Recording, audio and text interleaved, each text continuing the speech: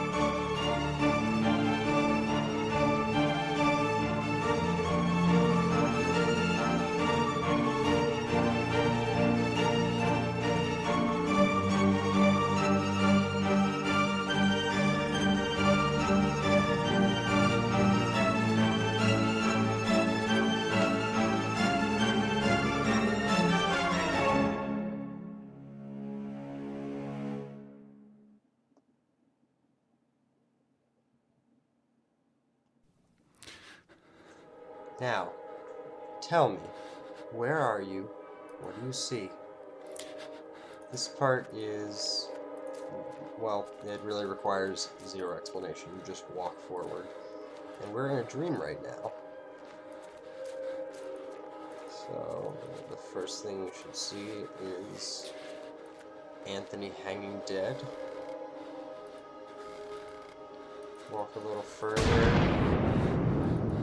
Big flash of light, and keep going. The next thing we're going to see is a woman with her child. It's implied that Anthony and Anna had a child, even though there's nothing that suggested that before, or anything afterwards, as far as I know. Just keep going. I can't remember the next thing we see, or even if we see anything. I count to 3, you'll wake up. 1, 2, 3. Now, wake up, wake up! You can rest now, Mr. Devitt. That'll be enough for today. Are these sessions really necessary? I'm confident that this is the best course of treatment for your symptoms. Now, did you ever see him again? I saw it. What did you see? Can you describe it? It was like an eye, perfectly rounded and dark, deep and empty, accompanied by the most horrifying, pain-filled screams I've ever heard. Inside a complete darkness where an evil dwells deep below, a forgotten fear for human reason, but undoubtedly still rests deep down inside our being. In my case, that fear is already awoken.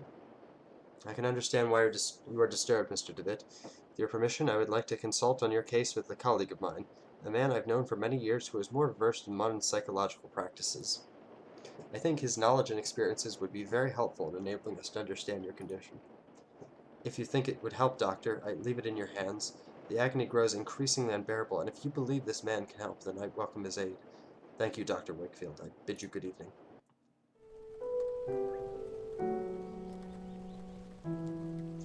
Anthony, my friend, what really happened to you? How could you have let your wife Anna die so awfully? These doubts consume my soul. I hardly remember the time we spent together as schoolmates. I confess that beyond your enduring years, I can recall little of those years. Enduring friendship, I can recall little of those years. Were your words a result of an increasing loss of sanity? In your letter you wrote that someone awaits me. A warning. To ward me from a genuine danger are merely the ravings of a brilliant mind addled by insanity. Something stirs uneasily within my heart. I will not rest again easily until I go back to that boarding school and find out what secrets may lie within. Farewell, Mr. and Mrs. Beechworth. Rest now in peace.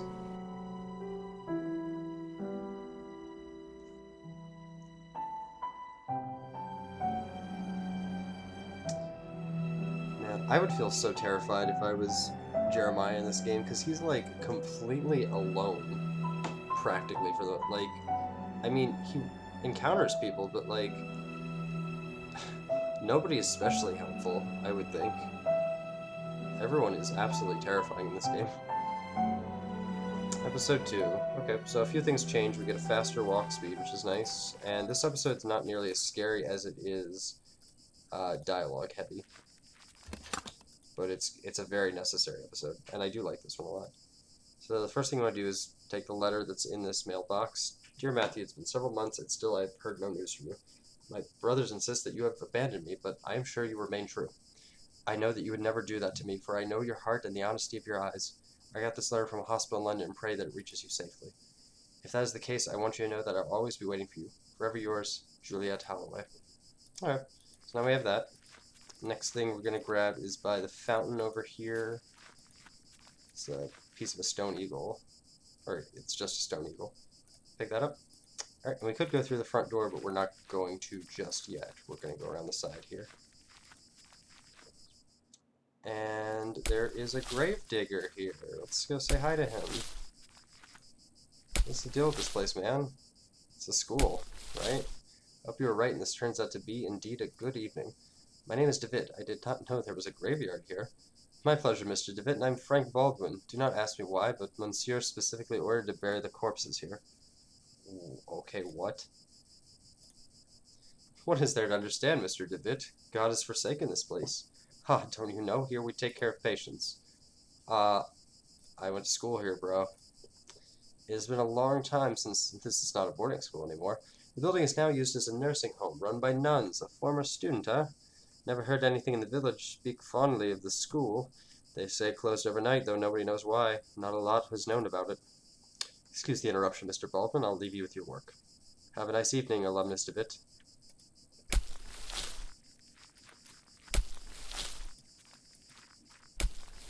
Alright, so the next thing we need to do is we go over to the beach here. And we're going to pick up this net right here. And there's also a log we pick up. And other than that, there is no reason to come back here, but we will for a secret that I will show you guys how to get. If any of you are trying to get the, anyone playing this game is trying to get the Master of the Occult achievement, I know how to get this one, and I think maybe a couple others, but I can't recall them off the top of my head. This, and yeah, well, so basically if you guys are looking to get that achievement, I'm not going to show you how every single secret in the game, but I'll show you the one that's there. So anyway, let's talk to this lady. She doesn't really like us. Good evening, sister. Good evening. I'm Mother Elizabeth. What brings you here, Mr. Devitt? I'm a former student of this boarding school. As you can see, Mr. Devitt, this stopped being an academic institution a long time ago and is now exclusively dedicated to prayer and the well-being of the patients under our care. I see. Even so, may I please speak to Mr. Devitt? I'm afraid that we are too busy to start wasting time talking about past issues. In addition, there is little to say. We sisters arrived after the boarding school had closed down. Everybody but Monsieur, of course. Monsieur? Exactly. But you didn't answer my question. Why have you come to this place, Mr. Devitt? So, just say we prefer not to talk about it. I couldn't tell you why this place is so important to me, but it is a lot. Well, I appreciate your honesty, Mr. Devitt. I'll allow you to stay around here. I hope I won't regret my decision. Don't worry, Mother. Thank you. So we hang up our hat and coat. And let's go to this hallway over here to the left. Okay. So the first person we're going to talk to is this guy in the bed. Oh, sorry. Doctor. I'm sorry, I'm not a doctor. Pay him no mind, he has been delirious for some days. I'm Miss Mary Binge, and this is my brother Matthew. Juliet, why have you left me? Why don't you answer my letters? My letters. You see, the poor man is still obsessed with his fiancée. He won't accept that she has left him some months ago, my poor Matthew. I'm very sorry, Miss Binge. I hope he recovers. Thank you. So remember that postcard we picked up?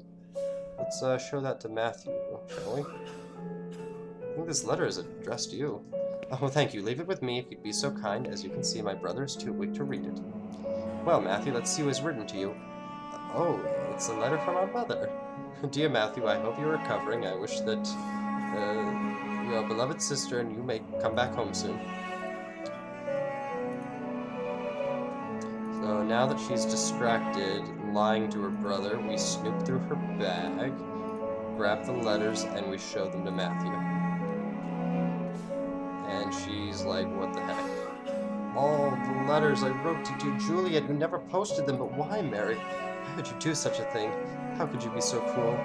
I had to do it, Matthew. You refused to see how inappropriate a match she is for you. Her only interest is in marrying someone of your status, of our family status. It was for your sake I did this. I did it to protect you from that woman's treachery. No, you only thought about yourself, of your vanity. I can't bear to look upon you anymore, Mary. Leave me be. From this day forth you are no sister of mine. You dare banish me? I who have stayed by your side all through your illness? Very well, Matthew. You'll have your way. I will leave you, and then you will see how very alone you are. Farewell, brother. Okay. So yeah, the way we start this chapter is by just screwing with other people's business. Thanks be to the Lord that you have come to reveal my sister's cruelty. Sir, please take this coin as a token of my appreciation. My lucky coin. I hope it serves you better than it has myself. Sweet, so we got that now.